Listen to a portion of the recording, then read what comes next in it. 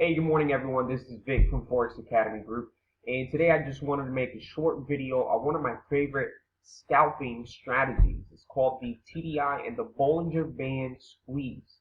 Alright. Now I know some traders use the Traders Dynamic Index already. I use mine. It's a custom indicator with custom settings, guys. So maybe when you look at yours, it may look a little different. Again, that's because I have my own custom settings for it. Also with the Bollinger Band squeeze, I don't have them on the chart right now, but we'll go ahead and add them in a few minutes.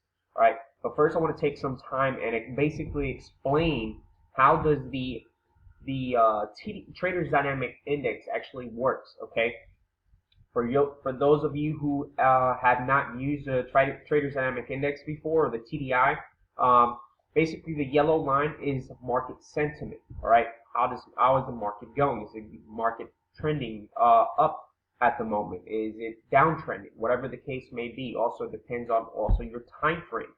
All right. So the green line and the red line, it's a combination between RSI and a signal line. It looks very similar to the stochastic. I know some of you also use it. Basically, you're looking for a crossover of those two lines, giving you a signal to buy or sell depending on where the market is at. Is it at the overbought or the oversold area? But honestly, guys, the biggest thing to get out of this is, one, the TDI. You need to learn how to read it, how to interpret it. All right. If you don't know how to read it, just because the market seems to be on the oversold area, doesn't necessarily automatically mean it's going to be a buy. Same thing with for sellers. If the market seems to be on the oversold, that doesn't necessarily mean it will automatically drop. All right, this is how a lot of people end up losing money when using the Traders Dynamic Index. So let's get to it, guys. Basically, like I said, let's work on the TDI first. TDI squeeze. All right, you want to see the Bollinger Bands. This is a combination, right? These blue lines right here, as you can see, those who have used the Bollinger Bands before, they serve the same function as if you were to put them on the main chart. All right. Once the Bollinger Bands come together, they kind of compress. That adds a lot of pressure onto the market. Now, this is not a leading indicator, guys. I want to keep that very, very clear. This is not a leading indicator, right? When you spot a TDI squeeze, that's when basically the indicator is telling you, hey, keep an eye. Something is going on here. You might want to take a look at it and start doing your own analysis. Okay? And normally, what I do is this little section right here. I can obviously see the euro and the US dollar 1 hour time frame. Okay? I can clearly see that there is a TDI squeeze here. Now something's going on. Now, how do I interpret the market? Okay, well, there's several ways, guys. All right, so when I look at this, I'm like, okay, obviously we got this long doji right here, and then we clearly have a support area right here. All right, so go ahead and we'll put our nice support line. Okay.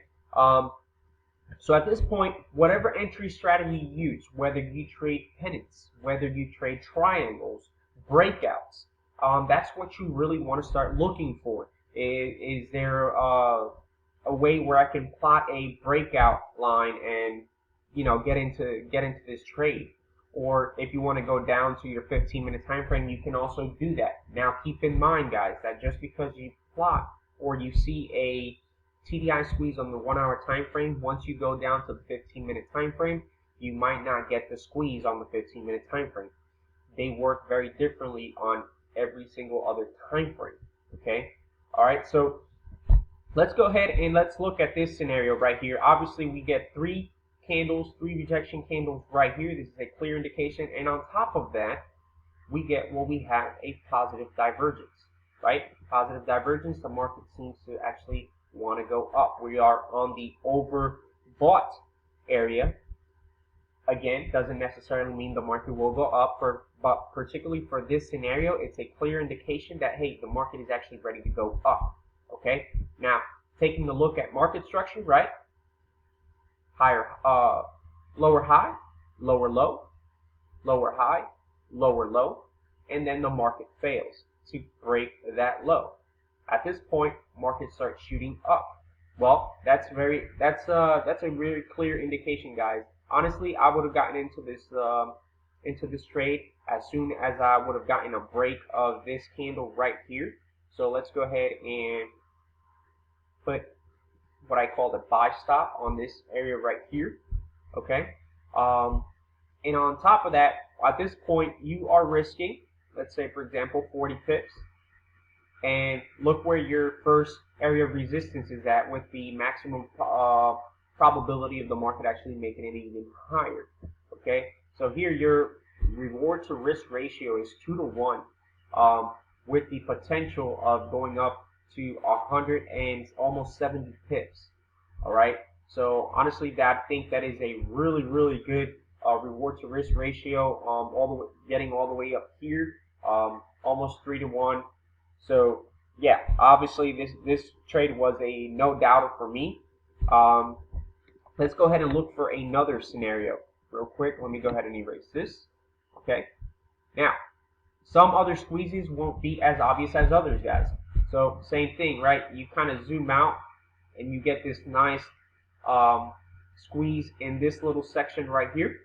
Okay. Now we are vice versa. We are on the oversold area. Okay, so let's go ahead and zoom in. And we are in this area right here, guys.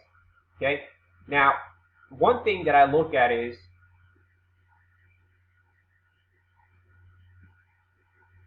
there is a possible trend line. So there could be a possible trend line break. Okay, or not a trend line, but a very minor uptrend or trend line break, whatever you guys want to call it. Okay. Here you get a break, market comes up, breaks it one more time, and then the market comes down. As you can see here, right? The market, look at the RSI and the signal line, guys. It just keeps bouncing off of that the yellow line, the sentimental line. All right. Clear indication where the market is still going up, and then all of a sudden the crossover of the yellow and the RSI and signal line. Okay. At that point, obviously, you get in the market here, guys, right, with your stop loss right above that area, and of course, following also market structure, which is very important, right? Higher low, higher high, higher low, higher high, higher low, higher high, and then the market starts making lower lows, lower highs, etc. So, but at this point, if you look to the left, which is one of the most important things, looking left, looking for that market structure, right? The market all of a sudden comes down to this little area, which is exactly where the market gave you a reversal signal. Okay, so at this point, you are risking 30 pips. So you could have made 82 pips, or give or take. Okay. Guys, this is very simple. It's very easy.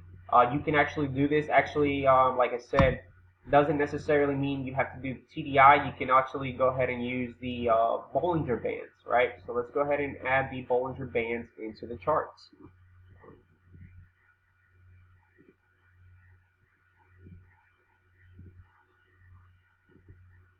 Okay, guys. So let's go ahead and change the color to this real quick. And guys, like I said, I used different settings to my Bollinger Band, so yeah, it won't probably look as the same as mine looks for you. Okay, but guys, clearly, automatically, as you can see, anytime the Bollinger Bands come together, that means that there is pressure in the market. Sometime pretty soon, the market will go ahead and blow up, basically shoot out one way or another, and continue its actual trend. Okay, so just looking at this area right here, you have right here, right, where the market came down to support. Okay, we have this area right here where the market actually consolidates and then goes all the way up to resistance. Okay, that's a huge amount of pips right there, guys. especially scouting on the 1 hour time frame. All right. Same thing here, guys. Like I said, we got a TDI squeeze on this one, and actually we have also a Bollinger Band squeeze on this one as well. Same thing here, guys. Look at that squeeze. So these squeezes are very noticeable. Okay. Yet again, they're not leading indicators. They're kind of like, hey guys, hey, something's happening here. You might want to take a look at what's going on. Start your analysis and hop on a trade, on a breakout trade, whatever the case may be. All right. Now, this, like I said, just so that you guys can see this works on any currency period, not just necessarily euro US dollar. Well, let's say for example here, right, GBP USD, we are 25th June. Market is giving you a few squeezes here and there, and the market just drops. Okay, as you can see right here, right, the market fails to break that area right there of resistance, and the market just drops. Okay, same thing here. The market, we go down here, guys. Market consolidates. Market starts consolidating. Now, this is not a very clear squeeze, but market starts going sideways. The Bollinger Bands come together, and then all of a sudden you get this big candle to the downside. That is a clear indication the market is going to go ahead and continue its actual trend. All right. Let's go ahead and let me give you another currency pair. Right. USD CHF. You can go ahead and try that one. USD CHF. This is not a currency that I normally trade because I'm focused more on the London session, guys. But again, just to get a quick observation that this actually works on every currency pair. All right, here you go. You got a Bollinger Band squeeze. Looking at the big picture, there is support right in this area. Okay, and the market just blows higher. Same thing here. Look at this really tight range, and the market just goes higher. And actually, we're getting close to a Bollinger Band squeeze here.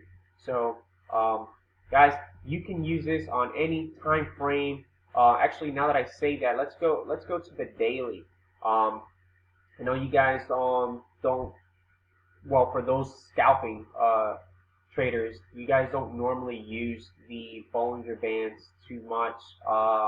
And if you do, great.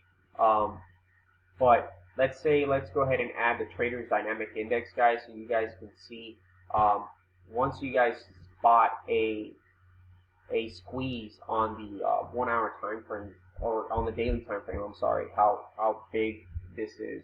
Okay. Actually, and as you can see right here, actually, USD CHF on a daily time frame as of today, July 16th. All right. I call this a TDI flush. All right, you see the Bollinger Bands coming together. All right, and what you want to start doing is if you see this Bollinger Band squeeze right here, you want to start going to the lower time frames. All right, and at that point, guys, look at this.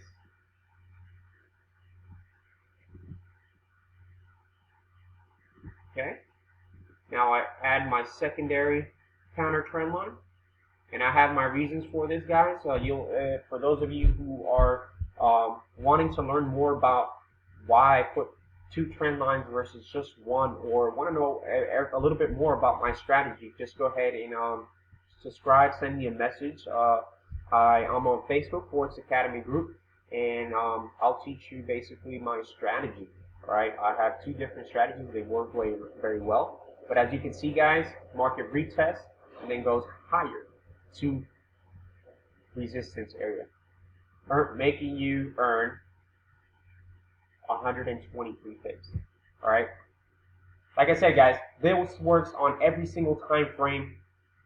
Trader's Dynamic Index, TDI squeeze, Bollinger Band squeeze. If you guys have any questions, please send me a message. But don't forget, like and subscribe. And if you want to follow me on Facebook, Forex Academy Group, I'll be there. You'll see more of my videos coming up pretty soon. Guys, this is it. Hopefully you have a great day. And